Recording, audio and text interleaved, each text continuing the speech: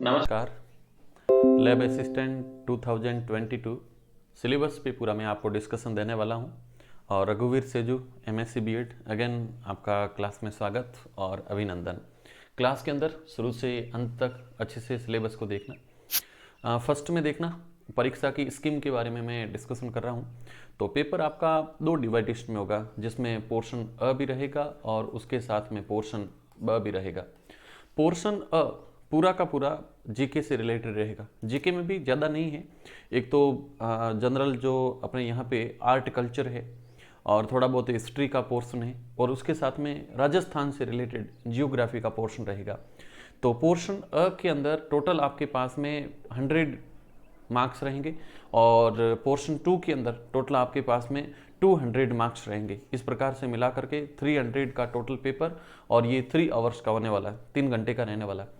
भाग अ के अंदर आप जैसा कि देख पा रहे हो, जिसमें सामान्य ज्ञान में भी राजस्थान का इतिहास, राजस्थान की कला, राजस्थान की संस्कृति, राजस्थान का साहित्य और यहाँ की कुछ परंपराएं, विरासत और राजस्थान का भूगोल, ये पोर्शन आपके पोर्शन अ के अंदर रहने वाला है। पार्ट बी में देखें तो यहाँ पे बायोलॉजी, फिजिक्स और केमिस्ट्री, इनसे रिलेटेड आपके पास में टोटल ऑब्जेक्टिव प्रकार के क्वेश्चन होंगे और सभी प्रश्नों की अंक बिल्कुल एकदम सिमिलर होंगे। लेकिन एक पोर्शन यहाँ पे बहुत इंपॉर्टेंट है कि आपको इस पेपर को क्रैक करने के लिए मिनिमम 40% मार्क्स लाना बहुत ही अनिवार्य है और इससे कम अंक लाने वाले अभ्यर्थी नियुक्ति के पात्र नहीं होंगे, ये क्लियर कर रखा है। और उसके साथ में नेगेटिव मार्किंग भी है और नेगेटिव मार्किंग 1/3 भाग यहाँ से नेगेटिव मार्किंग किया जा रहा है। ओके, तो फर्स्ट में आपको सामान्य ज्ञान के पेपर की तरफ लेके चलता हूँ और सामान्य ज्ञान का जो पोर्शन है उसमें राजस्थान का इतिहास, कला, संस्कृति, साहित्य, परंपराएं और विरासतों को ऐड किया गया है। अब देखना एक एक पॉइंट वाइज मैं आपके सामने रख रहा हूँ। फर्स्ट में है राजस्थान के इतिहास के प्रमुख स्रोत। राजस्थान के इतिहास के प्रमुख स्रोत इसमें इंक्लूड किए गए हैं। सेकंड इसमें दिया गया है राजस्थान के प्रमुख प्राग ऐतिहासिक सभ्यताएं। फिर राजस्थान के प्रमुख राजवंश और उनकी कुछ उपलब्धियां, अचीवमेंट, मुगल और राजपूतों के बीच में संबंध, स्थापत्य कला की प्रमुख विशेषताएं, महत्वपूर्ण किले, स्मारक और उनकी संरचनाएं, राजस्थान के धार्मिक आंदोलन, लोक देवी देवताएं, राजस्थान की प्रमुख चित्रकलाएं, शैलियाँ और हस्तशिल्पों को भी इंक्लूड किया गया है। राजस्थानी भाषा और साहित्य की प्रमुख कृतियाँ, क्षेत्रीय बोलियाँ, ये भी इंक्लूड रहेगी। मेले, त्योहार, लोक संगीत, लोक नृत्य, वाद्य यंत्र और आभूषण भी शामिल है। राजस्थानी संस्कृति, परंपरा और यहाँ की कुछ हेरिटेज विरासतें भी है। कुछ महत्वपूर्ण ऐतिहासिक पर्यटन स्थलों की जानकारी, राजस्थान के प्रमुख पर्सनालिटीज, प्रमुख व्यक्तित्व, राजस्थान की रियासतें, ब्रिटिश संधियां, 1857 का जन आंदोलन, ये भी आपके सिलेबस में इंक्लूड है। कृषक एवं जनजाति आंदोलन, प्रजामंडलों का आंदोलन, राजस्थान का एकीकरण, राजस्थान के राजनीतिक जन जागरण एवं विकास के अंदर महिलाओं की विशेष भूमिका और महिलाओं के संदर्भ में, तो ये पूरा का पूरा आर्ट कल्चर का है। अब नेक्स्ट अपन मैं जियोग्राफी के ऊपर डिस्कशन कर रहा हूँ। राजस्थान का भूगोल पोर्शन आपके इंक्लूड किया गया है, जिसमें राजस्थान की स्थिति और राजस्थान का विस्तार, कुछ भौगोलिक विभाग, भूभाग भी इसमें शामिल किए गए, जिसमें अरावली प्रदेश, अरावली पर्वतीय प्रदेश, मैदानी प्रदेश और उसके साथ में पठारी प्रदेश। कुछ यहाँ पे अपवाह तंत्र है, जिसमें रिवर्स यानी कि नदियों के बारे में आप डिस्कशन करोगे। फिर यहाँ का क्लाइमेट कैसा है, जलवायु कैसी है, उस पर भी डिस्कशन रहेगा। फिर यहाँ पे पेडोलॉजी यानी कि सॉइल रिलेटेड कुछ बातें रहेगी। प्राकृतिक वनस्पति, यहाँ का नेचुरल कैसी वनस्पति है, उस पर भी डिस्कशन रहेगा। वन एवं वन्य जीवों का संरक्षण, जिसमें ध्यान रखना आपको IUCN तक की चीज़ें पूछी जाती है। रेड डाटा बुक की चीज़ें इसमें पूछी जाती है। पर्यावरण और प्राकृतिक और पारिस्थितिकी मुद्दे, इसमें पारिस्थितिकी इकोलॉजी जो आप एनवायरनमेंट में पढ़ते हो तो इकोलॉजी का भी यहाँ पे मिलता है। फिर उसके बाद में मरुस्थलीकरण, डेजर्टिफिकेशन, कृषि, जलवायु प्रदेश और प्रमुख फसलें, ये भी शामिल है। फिर उसके बाद में लाइव स्टॉक, पशुधन संसाधन, ये भी सिलेबस में इंक्लूड है। बहुउद्देशीय परियोजनाएं, सिंचाई परियोजनाएं, जल संरक्षण, परिवहन और खनिज संपदा। इस प्रकार से देखोगे तो इससे पहले अपन ने डिस्कशन किया तो ये पाठ्यक्रम था सामान्य ज्ञान के अंदर राजस्थान का इतिहास, कला संस्कृति, साहित्य, परंपरा और विरासतें, और उसके साथ में ये है राजस्थान का भूगोल। भूगोल के अंदर स्थिति विस्तार, प्रमुख भौतिक और विभागों के बारे में, अपवाह तंत्र, जलवायु, मृदा, प्राकृतिक वनस्पति, वन और वन्य जीव संरक्षण, इस प्रकार से कुछ जियोग्राफी का पोर्शन है। तो ये अ और ब पोर्शन जो रहेगा उसमें अ पोर्शन में राजस्थान की कला संस्कृति और जियोग्राफी दोनों को मिलाकर के टोटल 50 क्वेश्चन, और 50 क्वेश्चनों की टोटल आप मार्किंग देखोगे तो टोटल 100 मार्क्स का ये पेपर अ रहने वाला है जो इसी में इंक्लूड रहेगा। नेक्स्ट अपन बातें करते हैं पोर्शन ब के ऊपर, और ब के अंदर पूरी की पूरी आपकी बहुत ही फेवरेट सब्जेक्ट साइंस रहने वाली है, जिसमें आपको तीनों पोर्शन बहुत अच्छे से देखने को मिलेंगे, जिसमें बायोलॉजी, फिजिक्स और सबसे लास्ट में केमिस्ट्री। नो सर, केमिस्ट्री, तो केमिस्ट्री को यहाँ पे इंक्लूड करेंगे। तो ये पार्ट ब रहेगा, और पार्ट ब के अंदर सबसे पहले जीव विज्ञान है ना।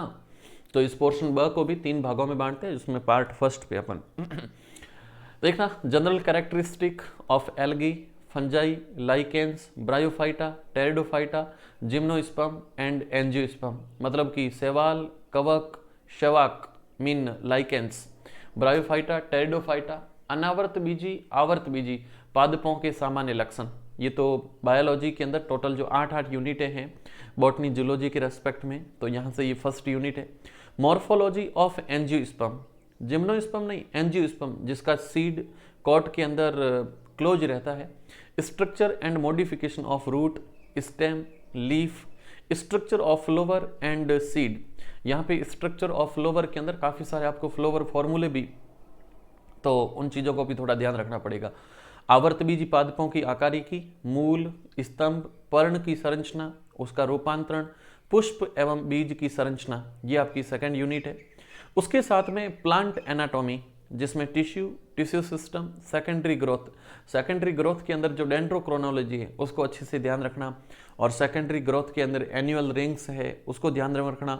उत्तक और उत्तकों का पूरा सिस्टम, जिसमें परमानेंट टिश्यू है, मेरिस्टेम है, या फिर सिंपल टिश्यू है, कॉम्प्लेक्स टिश्यू है, इन टिश्यू की संरचना, इसमें कौन से पदार्थों का डिपोजिशन होता है, सारी चीज़ें इसके अंदर पूछी जाती हैं।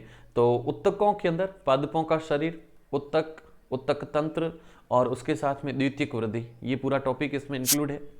फिर उसके बाद में फोर्थ यूनिट दे रखी है प्लांट फिजियोलॉजी, और इस प्लांट फिजियोलॉजी के अंदर osmosis, water absorption, ascent of shape, transpiration, photosynthesis, respiration, plant growth end moment, ये पूरे टॉपिक इसमें इंक्लूड होने वाले हैं। इसको अपन देखें तो प्लांट फिजियोलॉजी को हिंदी में पादपकारिकी कहते हैं, जिसमें परासरण, जल अवशोषण, रसारोहण, वाष्पोत्सर्जन, प्रकाश संश्लेषण, श्वसन, पादप वृद्धि और पादपों की कुछ मोमेंट गतियों के बारे में दे रखा है।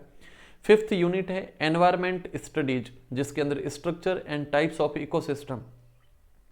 इकोसिस्टम के बाद में एनर्जी फ्लो में लिंडेमान 1942 अच्छे से याद रखना, जिसने 10% एनर्जी फ्लो के रूल के बारे में हमें सजेस्ट किया था। बायो जियो केमिकल साइकिल्स, जैव भू रासायनिक चक्र, जिसमें फॉस्फोरस का चक्र है, कार्बन का चक्र है, ये इसमें पूछे जाते हैं। Ecological adaptation, environment pollution, population ecology and biodiversity, जैव विविधता के बारे में पूछा जाता है। जैव विविधता, बायोडाइवर्सिटी वर्ड का यूज सबसे पहले रॉन्जन साइंटिस्ट ने किया था, वो भी पूछी जाती है। तो पर्यावरण अध्ययन, पारिस्थितिकी तंत्र की संरचना, प्रकार, ऊर्जा प्रवाह, जैव भू रासायनिक चक्र, पारिस्थितिकी अनुकूलन, पर्यावरण प्रदूषण, समष्टि पारिस्थितिकी, और लास्ट में है जैव पारिस्थितिकी। तो ये जैव विविधता। नेक्स्ट 6 नंबर चैप्टर आपको ये 12th क्लास के अंदर अच्छे से देखने को मिलेगा, और इसमें बायोटेक्नोलॉजी का पूरा पोर्शन रहने वाला है। बायोटेक्नोलॉजी है ना, जिसको अपन जैव प्रौद्योगिकी कहते हैं। तो इसके जनरल जानकारी आपको मिलनी है। General accounts, recombinant DNA technology, पुनर्योगज डीएनए को प्रिपेयर किया जाता है, उसकी पूरी टेक्निक सिलेबस में है। उसके साथ में transgenic plant animal ethics issue है ना, कुछ इससे जुड़े हुए नैतिक मुद्दे होते हैं, उन पे डिस्कशन होगा।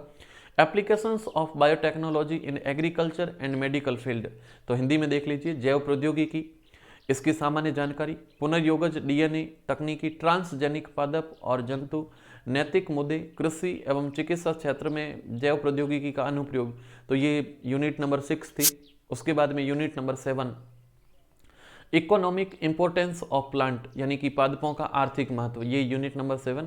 यूनिट नंबर 8 आपको 11th के अंदर मिल जाएगी एनसीईआरटी में, cell structure, prokaryotic, eukaryotic cell, cell theory and cell division के बारे में।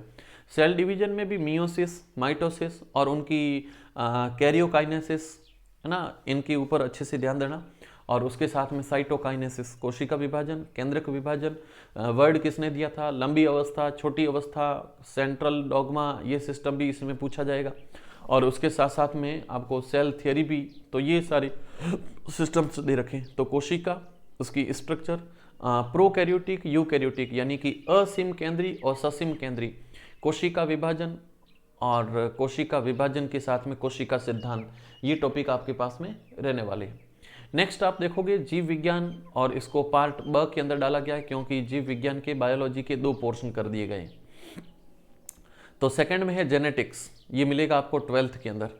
Mendel's law, general terminology, structure of DNA RNA, molecular basis of heredity, structure of chromosome, sex determination, genetic disorder in human. इस genetic disorder के अंदर Turner syndrome, Klinefelter syndrome, और फिर आप देखोगे तो क्राइटो कैट, पटाउ सिंड्रोम, डाउन सिंड्रोम, और उसके साथ में देखोगे तो एडवर्ड सिंड्रोम, ये सारे जेनेटिकल डिसऑर्डर है जो ह्यूमन में क्रिएट होते हैं। नेक्स्ट आप देखोगे तो टॉपिक मिलेगा आपको क्लासिफिकेशन ऑफ एनिमल किंगडम, ये आपको 11th के अंदर मिल जाएगा, जिसमें phyla in non chordates up to class in chordates यानी कि अकशेरुकी और कशेरुकी, इनका पूरा क्लासिफिकेशन रहेगा। तो जंतु जगत का वर्गीकरण, अकशेरुकियों का संघ और कशेरुकियों का संघ, इन तक आपको क्लासिफिकेशन देखने को मिलेगा। फिर है डाइजेशन, ये 12th के अंदर ह्यूमन फिजियोलॉजी में मिलेगा, जिसमें digestion, respiration, excretion in human यानी कि मनुष्य के अंदर भोजन का पाचन, श्वसन और उत्सर्जन की प्रक्रिया। उसके साथ में protein, carbohydrate, fat, vitamins, digestive enzyme, exchange of gases, aerobic and anaerobic respiration, Krebs cycle, glycolysis, excretory substance, structure and physiology of kidneys, ये पूरा का पूरा ह्यूमन फिजियोलॉजी आ गया है। और इस ह्यूमन फिजियोलॉजी को आप 12th की क्लास के अंदर देखोगे तो यहाँ पे 12th के अंदर आपको चैप्टर मिल जाएगा, मानव में पाचन, श्वसन, उत्सर्जन, प्रोटीन, शर्करा, वसा, विटामिन, पाचक एंजाइम, गैसों का विनिमय, ऑक्सी और अनऑक्सी श्वसन, क्रेब्स चक्र, ग्लाइकोलिसिस, उत्सर्जी पदार्थ, वृक्क की संरचना और इसकी कार्य की। नेक्स्ट दे रखा है चैप्टर नंबर बी के अंदर 4th पे, तो ये भी आपको 12th में मिलने वाला है, जिसमें circulatory, endocrine system of human, structure of heart, composition of blood, blood group, blood की clotting, lymph gland, antigen, antibody, endocrine system and their hormones, ये ना, ये पूरी की पूरी ह्यूमन फिजियोलॉजी जो आपको 12th में अच्छे से मिल जाएगी। मानव में परिसंचरण तंत्र, अंतःस्रावी तंत्र, हृदय की संरचना, रक्त का संगठन, रक्त समूह, रक्त का थक्का जमना, लसिका ग्रंथियां, एंटीजन, एंटीबॉडीज, अंतःस्रावी ग्रंथियां और इनसे रिलेटेड कुछ हार्मोन्स। नेक्स्ट है नर्व सिस्टम, अगेन आपको 12th के अंदर मिलने वाला है, जिसके अंदर nerve system of human, structure of brain, eye की स्ट्रक्चर और ईयर की structure, structure of neurons, nerve impulse, तंत्रिकाओं की आवेग। तो मानव तंत्रिका तंत्र, मस्तिष्क की संरचना, आंख की संरचना, कान की संरचना, तंत्रिका कोशिका की संरचनात्मक इकाई यानी कि न्यूरॉन्स की संरचना और उसके साथ में तंत्रिकाओं के आवेग। और उसके बाद में मसल सिस्टम, ये आपको 11th के अंदर अच्छे से मिल जाएगा। और मसल सिस्टम के अंदर types of muscles and muscles contraction यानी कि पेशियों का तंत्र, पेशियों के प्रकार, पेशियों का संगठन। और ये 12th में भी आपको मिल जाएगा जो स्केलेटन सिस्टम है, स्केलेटन सिस्टम, मानव शरीर का कंकाल तंत्र, वहां पे भी टॉपिक आपका क्लियर हो जाएगा। नेक्स्ट बी के अंदर पोर्शन के अंदर 7 नंबर यूनिट दे रखी है, रेस्पिरेटरी रिप्रोडक्टिव सिस्टम, ये आपको 12th में मिलने वाला है। मानव शरीर के अंदर जनन तंत्र, ह्यूमन एंड ह्यूमन डिजीज भी आपको 12th में मिलेगी, जिसमें इम्यून सिस्टम भी मिलेगा। Structure and reproductive health, disease in man cause by bacteria, virus, protozoa, fungi and helminthes. तो अलग अलग टाइप्स के डिजीज को डिस्क्राइब करके यहाँ से आपको देखना पड़ेगा। मानव में जनन तंत्र, मानव रोग, संरचना, जनन स्वास्थ्य, मानव में विषाणु, जीवाणु, विषाणु, प्रोटोजोआ, कवक और हेलमिन्थीज से रिलेटेड कुछ डिजीज। उसके बाद में बायोलॉजिकल एवोल्यूशन यानी कि जैव विकास। एवोल्यूशन का कई बार मीन भी पूछा जाता है, किसी भी लिपटी हुई चीज को खोल करके उसके रहस्यों को प्रकट करना इवोल्यूशन कहलाता है। इवोल्यूशन, तो इवोल्यूशन शब्द का मतलब होता है टू इवेल्युएट, यानी कि किसी भी रहस्य को खोल करके प्रकट करना। इकोनॉमिक इंपॉर्टेंस ऑफ एनिमल्स यानी कि जंतुओं का आर्थिक महत्व। तो ये बायोलॉजी के टोटल 16 यूनिट्स थे। इसके बाद में अपन बात करेंगे यहाँ पर नेक्स्ट में फिजिक्स के ऊपर। और फिजिक्स में देखोगे तो काफ़ी अच्छे टॉपिक्स आप मिलेंगे, और टोटल फिजिक्स में भी 10 है और केमिस्ट्री में भी 10-10 टॉपिक है। तो फर्स्ट में फिजिक्स पे चलते हैं, और फिजिक्स के अंदर फर्स्ट में दे रखा है dynamics of rigid body, torque, conservation of angular momentum, moment of inertia of simple geometrical objects. Hindi में देख लीजिए, दृढ़ पिंडों की गति, बल आघूर्ण, कोणीय संवेग संरक्षण, सरल ज्यामितीय वस्तुओं का जड़त्व आघूर्ण। नेक्स्ट आप देखोगे सेकंड यूनिट, तो इसमें दे रखा थर्मोडायनेमिक्स, ये आपको 11th के अंदर अच्छे से मिल जाएगा। First and second law of thermodynamics, heat engine, refrigerator. Okay, तो ऊष्मा गति की इसका प्रथम और सेकंड नियम, ऊष्मा इंजन, और उसके साथ में प्रशीतक यानी कि रेफ्रिजरेटर्स। उसके साथ में ऑसिलेशंस पढ़ना पड़ेगा, इसमें सिंपल हार्मोनिक मोशन और इसके कुछ एग्जाम्पल, और उसके साथ में रेजोनेंस यानी कि अनुनाद की घटनाएं देखनी पड़ेगी, जिसमें दोलन, सरल आवर्त गति और इसके कुछ एग्जाम्पल्स रहने वाले। फिर आपको पढ़नी पड़ेगी वेव्स यानी कि तरंगे, और तरंगों के अंदर simple principle of superposition of waves, Doppler effects यानी कि तरंगों के अध्यारोपण का सिद्धांत, और इसके साथ में डॉपलर प्रभाव। नेक्स्ट आपको टॉपिक मिलेगा स्थिर विद्युतिकी, जिसको नाम देते हैं इलेक्ट्रोस्टैटिक्स, और इलेक्ट्रोस्टैटिक्स के अंदर Coulomb's law, electric field, Gauss theorem and its some applications यानी कि कुलाम का नियम, विद्युत क्षेत्र, गाउस नियम और उसके कुछ अनुप्रयोग। नेक्स्ट यूनिट नंबर 6 के अंदर इलेक्ट्रिक करंट मीन विद्युत धारा, Kirchhoff law, Wheatstone bridge, meter bridge और पोटेंशियोमीटर। तो ये बहुत अच्छे टॉपिक है, और इसके अंदर विद्युत धारा के अंदर किरचॉफ का नियम, व्हीटस्टोन सेतु ब्रिज, मीटर सेतु, पोटेंशियोमीटर यानी कि विभव मापी। तो ये 6 यूनिट्स थे। इसके साथ में आपको 7 यूनिट मिलेगी ऑप्टिक्स यानी कि प्रकाशिकी।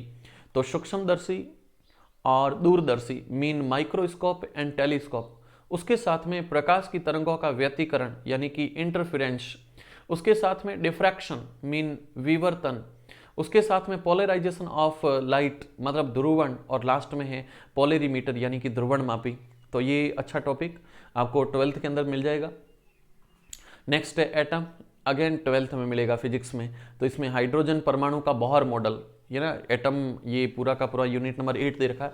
यूनिट नंबर 9 के अंदर न्यूक्लियाई यानी कि आपको नाभिक पढ़ना पड़ेगा, जिसमें mass effect, nuclear binding energy, nuclear fission, nuclear fusion. तो ये रहेगा द्रव्यमान क्षति, नाभिकीय बंद ऊर्जा, नाभिकीय विखंडन और नाभिकीय संलयन। नेक्स्ट है यूनिट नंबर 10, जिसमें आपको सेमीकंडक्टर, उसके साथ में electronics, P N junction, transistor, logic gate, diode as a rectifier, और उसके साथ में जेनर डायोड पढ़ने पड़ेंगे। मीन की अर्धचालक की जो इलेक्ट्रॉनिक्स है उसमें पी और एन ये संधियां पढ़नी पड़ेगी डायोड के साथ में। ट्रांजिस्टर, तर्क द्वार, है ना कि ये लॉजिकल गेट्स पढ़ने पड़ेंगे। उसके साथ में डायोड दिष्टकारी के रूप में और जेनर डायोड। तो इस टाइप से ये पूरा का पूरा आपका फिजिक्स कंप्लीट होता है सिलेबस के अकॉर्डिंग। नेक्स्ट अपन सबसे बेस्ट टॉपिक चलते हैं केमिस्ट्री के अंदर। केमिस्ट्री अगर यहाँ तक वीडियो देखा है तो केमिस्ट्री वर्ड सबसे पहले किस लैंग्वेज से लिया गया, थोड़ा सा मेरे को बताना, और वहाँ पे इस वर्ड का मीन क्या था, है ना, केमिस्ट्री के बारे में बताना।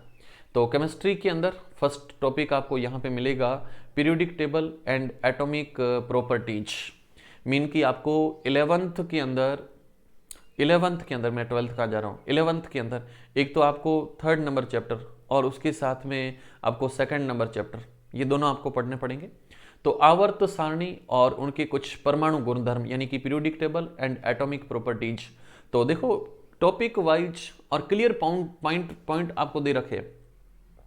Fundamental particles of an atom, electron, proton, neutron, परमाणु के मूलभूत कण, इलेक्ट्रॉन, प्रोटॉन, न्यूट्रॉन आपको देखना पड़ेगा। रदरफोर्ड न्यूक्लियर मॉडल, रदरफोर्ड का नाभिकीय मॉडल। क्वांटम नंबर, क्वांटम संख्या है। पाउली एक्सक्लूजन प्रिंसिपल अच्छे से स्पष्ट कर रखा है। उसके साथ में Aufbau principle, types of orbitals SPDF और इनकी शेप यानी कि शेप्स ऑफ ऑर्बिटल्स, फिर उसके बाद में होंड लॉ, होंड का लॉ, उसके साथ में मॉडर्न पीरियोडिक टेबल। तो ये पीरियोडिक टेबल चैप्टर नंबर जो 3 है उसमें से 2 टॉपिक यहाँ दे रखे हैं, एक तो मॉडर्न पीरियोडिक टेबल और उसके साथ में वेरिएशन इन एटॉमिक प्रॉपर्टीज, जिसमें साइज, जिसमें आप किसी पीरियड में चलोगे या टॉप टू डाउन किसी ग्रुप में चलोगे तो उसकी साइज क्या होगी, आयोनाइजेशन पोटेंशियल क्या होगा, इलेक्ट्रॉन एफिनिटी क्या होगी, उसके साथ में इलेक्ट्रोनेगेटिविटी क्या होगी। तो ये सारे टॉपिक आपको देखने पड़ेंगे, यानी कि परमाणु गुणधर्मों के अंदर कुछ परिवर्तन, जिसमें आकार, आयनन विभव, इलेक्ट्रॉन बंधुता और विद्युत ऋणता। तो ये केमिस्ट्री के अंदर फर्स्ट टॉपिक था जिसका नाम था periodic table and atomic properties.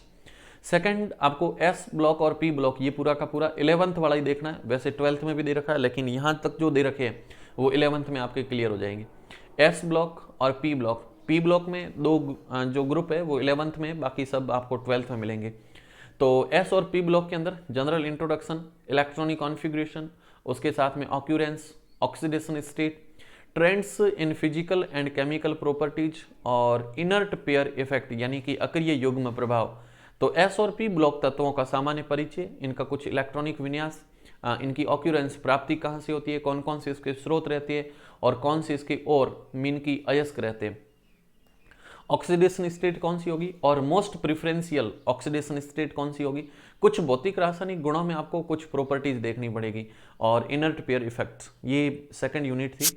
Chemistry की 3rd यूनिट अगेन आपको मिल जाएगी 11th के अंदर और इसका नेम है केमिकल इक्विलिब्रियम, यानी कि हिंदी में इसको कहते हैं रासायनिक साम्य। और रासायनिक साम्य के अंदर फर्स्ट पॉइंट दे रखा है फैक्टर्स अफेक्टिंग इक्विलिब्रियम, यानी कि साम्य को प्रभावित करने वाले कारक। उसके साथ में रिवर्सिबल एंड इरिवर्सिबल रिएक्शन, यानी कि उत्क्रमणीय और अनुत्क्रमणीय अभिक्रिया। उसके साथ में लॉ ऑफ केमिकल इक्विलिब्रियम, यानी कि रासायनिक साम्य के नियम।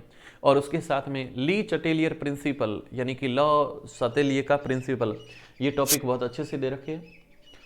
नेक्स्ट आप देखोगे तो अगेन टॉपिक है आयोनिक इक्विलिब्रियम, ये भी आपको 11th के अंदर मिल जाएगा। आयोनिक इक्विलिब्रियम तो acid base equilibrium, pH value, common ion effect, buffer solution और acid base titration. Common ion effect, pH value, इस पे आपको थोड़े से न्यूमेरिकल क्वेश्चन भी सॉल्व करने पड़ेंगे एग्जाम के अंदर, काफ़ी सारी हेल्प करते हैं। एसिड बेस इक्विलिब्रियम ये सारा। नेक्स्ट आपके चैप्टर नंबर यूनिट 5 और अगेन ये यूनिट दे रखा है 11th के अंदर और वहाँ पे यूनिट नंबर 5 है। तो ये टॉपिक आपको प्रिपेयर करना पड़ेगा जिसमें गैसियस अवस्थाएं दे रखी है। गैसों की कुछ प्रॉपर्टीज देखोगे, Boyle's law, Charles law, Avogadro law, Dalton's law, ideal gas equation, grams law of diffusion और काइनेटिक थ्योरी ऑफ गैसेस। बिल्कुल सिंपल टॉपिक्स है और अच्छे से 2 बार पढ़ोगे तो 3rd बार आपको लगेगा कि बिल्कुल ये रास्ता तो जाना पहचाना है और आपकी सिलेक्शन की सुगंध आपको उस रास्ते से आनी स्टार्ट हो जाएगी। नेक्स्ट लिक्विड स्टेट, ये थोड़ा सा आपको देखने को मिले 12th के अंदर। और लिक्विड स्टेट जो टॉपिक दे रखा है तो प्रॉपर्टीज ऑफ लिक्विड्स, यानी कि जो आपको फिजिक्स के अंदर मिलता है, तो ये लिक्विड स्टेट वैसे पूरा का पूरा 11th का टॉपिक है। तो properties of liquid, vapour pressure और उसके साथ में सरफेस टेंशन और विस्कोसिटी, पूरा का पूरा टॉपिक आपको 11th में अच्छे से मिल जाएगा, है ना, लिक्विड अवस्थाओं के अंदर। Next topic number 7 solid state, ये आपको मिलेगा 12th के अंदर और 12th में भी फर्स्ट टॉपिक सॉलिड स्टेट दे रखा है, जिसमें प्रॉपर्टीज ऑफ सॉलिड, यानी कि ठोस पदार्थों के कुछ सामान्य गुणधर्म, क्लासिफिकेशन ऑफ सॉलिड्स, ठोस का कुछ वर्गीकरण, यूनिट सेल और उसके कोस्ट टाइप्स। यूनिट सेल और इसके टाइप्स में आपने पढ़ा भी होगा, ब्रीवी साइंटिस्ट जिन्होंने टोटल 14 टाइप्स की सेल यूनिट बताई, यूनिट सेल बताई है। उसके साथ में पैकिंग ऑफ क्रिस्टल, और पैकिंग ऑफ क्रिस्टल के अंदर सिंपल जो यूनिट सेल होती है, यानी कि उसके अंदर आप देखोगे तो 52% होता है। फिर जो एफसीसी होती है, एफसीसी फेस सेंटर्ड, इसके अंदर लगभग 78 तक उसके अंदर पैकिंग एफिशिएंसी होती है। और उसके साथ में बीसीसी यानी कि बॉडी सेंटर्ड सेल होती है, जिसके अंदर लगभग देखोगे तो 68% तक रहती है और इसके अंदर 74% तक रहती है एफसीसी के अंदर। तो ये कुछ पैकिंग एफिशिएंसी आपको देखनी पड़ेगी। और उसके साथ में structure of simple ionic compounds, है ना, कि रासायनिक और आयनिक यौगिकों की कुछ संरचनाएं देखनी पड़ेगी। और लास्ट में डिफेक्ट्स इन क्रिस्टल्स, उसके अंदर शानदार दे रखा एक फ्रैंकल और दूसरी है शॉर्टकी। शॉर्टकी के अंदर एक कैटायन और एनायन दोनों वहां पे डेंसिटी को डिक्रीज करके शॉर्ट मार जाते हैं, भाग जाते हैं। और जो फ्रैंकल डिफेक्ट्स है इसको अपन इंटरस्टिशियल डिफेक्ट्स कहते हैं। इसमें कोई एक छोटा सा कैटायन अपनी जगह से डिसलोकेट हो जाता है, तो वो फ्रैंकल डिफेक्ट है। तो आपको दोनों ही डिफेक्ट्स पढ़ने पड़ेंगे, जिसमें एक है फ्रैंकल डिफेक्ट्स और दूसरा है शॉर्टकी डिफेक्ट्स। तो ये सॉलिड स्टेट था। नेक्स्ट आपको टॉपिक मिलेगा सॉल्यूशन, और ये सॉल्यूशन पूरा का पूरा टॉपिक आपको देखने को मिलेगा 11th के अंदर, 12th के अंदर, और 12th में भी सेकंड चैप्टर आपको देखने को मिलेगा। इसके अंदर सॉल्यूट, सॉल्वेंट और सॉल्यूशन, यानी कि विलय, विलायक और विलयन, तीनों पॉइंट्स होंगे। और ज्यादातर सिलेबस के अंदर बाइनरी सॉल्यूशन पे बात की गई है, द्विलक सॉल्यूशन जिसको कहते हैं। उसके साथ में कंसंट्रेशन ऑफ सॉल्यूशन, यानी कि विलयन की सांद्रता, मोलरता, नॉर्मलता, फॉर्मलता, मोललता, मोल, भिन्न, और उसके साथ में भार प्रतिशत। कई बार यहाँ पे पूछा जाता है, इनकी यूनिट्स पूछते हैं, न्यूमेरिकल क्वेश्चन आते हैं, कौन सा हीट से अफेक्ट होता है, ये सारी चीजें पूछी जाती है। तो molarity, normality, formality, molality, mole fraction and wait percent. उसके साथ में types of solution, types of solution में इनके टाइप पूछे जाते हैं, कौन सा सॉल्यूशन किस टाइप्स का होता है। जैसे इमल्सन पूछ लिया या जेल पूछ लिया, है ना, ये पूछा जा। कई बार मिक्स मेटल पूछ लेते हैं, तो मिक्स मेटल क्या है, सॉलिड इन सॉलिड है या फिर लिक्विड इन लिक्विड है, ये सब टाइप्स पूछे जाते हैं। तो उसमें गैसियस सॉल्यूशन, लिक्विड सॉल्यूशन और उसके साथ में सॉलिड सॉल्यूशन। फिर आता है राउल्ट का नियम, राउल्ट का नियम, और उसी पे बेस्ड होते हैं ideal and non ideal solution. और लास्ट में है colligative properties of solution, relative lowering in vapour pressure, boiling point में एलिवेशन, या फिर फ्रीजिंग पॉइंट के अंदर डिप्रेशन, या फिर जो ऑस्मोटिक प्रेशर देखते हैं। तो ये 4 टाइप्स के कोलिगेटिव प्रॉपर्टीज है। तो अणुसंख्य गुण भी पूछे जाते हैं। नेक्स्ट यूनिट नंबर 9 पे रहता है nomenclature and general properties of organic compound. Chapter 11 के अंदर आपको मिलेगा, जिसमें कुछ कंपाउंड्स के IUPAC nomenclature, types of reaction जिसमें सब्स्टिट्यूशन, एडिशन, एलिमिनेशन यानी कि प्रतिस्थापन, योगात्मक और विलोपन अभिक्रिया देखने को मिलेगी। उसके साथ में इलेक्ट्रोफाइल और न्यूक्लियोफाइल, नाभिक स्नेही और इलेक्ट्रॉन स्नेही। फिर इसके बाद में इंडक्टिव इफेक्ट जिसको अपन आई इफेक्ट कहते हैं। उसके साथ में ई इफेक्ट भी देखने को मिलेगा जिसको अपन इलेक्ट्रोमेरिक इफेक्ट कहते हैं। नेक्स्ट उसमें रेजोनेंस, अनुनाद की घटनाएं, हाइपर कॉन्जुगेशन, ओहो, नो बॉन्ड रेजोनेंस, और उसके साथ में त्रिविमीय प्रभाव यानी कि स्टेरिक इफेक्ट। और लास्ट इसमें पॉइंट रहता है आइसोमेरिज्म, और दोनों टाइप का अपने को देखना पड़ेगा, स्ट्रक्चरल और उसके साथ में स्टीरियो, त्रिविमीय, है ना। ये यूनिट नंबर 9 रहेगा। और लास्ट यूनिट है जिसको अपन हाइड्रोकार्बन्स नाम देते हैं। ये आपको अगेन 11th में मिल जाएगा। बिल्कुल सिंपल है, शानदार है, 2-3 बार पढ़ोगे तो सारे टॉपिक आपके यहाँ से क्लियर हो जाएंगे। और मैं अगेन कह रहा हूँ, सारे के सारे टॉपिक आप NCERT से क्लियर करते जाना। Definition and types of hydrocarbons जिसमें एल्केन, एल्कीन, एल्काइन और एरिन्स ये देखे है। प्रॉपर्टीज ऑफ हाइड्रोकार्बन, और उसके साथ साथ में अगला दे रखा है प्रिपरेशन। आप हाइड्रोकार्बन में एल्केन, एल्कीन, एल्काइंस, एरोमेटिक, इन सब का कैसे प्रिपरेशन करोगे। देखो लास्ट में दे रखा है एरिन्स, मीन की ये एरोमेटिक के लिए वर्ड आया है। भौतिक प्रॉपर्टीज, भौतिक गुणधर्म, फिजिकल प्रॉपर्टीज, और लास्ट में है केमिकल प्रॉपर्टीज, रासायनिक गुणधर्म हाइड्रोकार्बन्स के बारे में। तो इस प्रकार से ये पूरे टॉपिक मैंने आपको बताने की कोशिश की। अच्छे से इन चीज़ों को देखना, और देखने के साथ में क्लास को आप लोग ज़्यादा से ज़्यादा लाइक करना, शेयर करना, और फर्स्ट बार विजिट कर रहे हो तो थोड़ी सी रिक्वेस्ट है, क्लास को आप सब्सक्राइब जरूर कर ले। ओके, और थैंक्स। फिर मिलेंगे नेक्स्ट सेशन में। और इस प्रकार की कई सारी मैंने इससे रिलेटेड सारी सीरीजें मैंने अपलोड कर रखी है।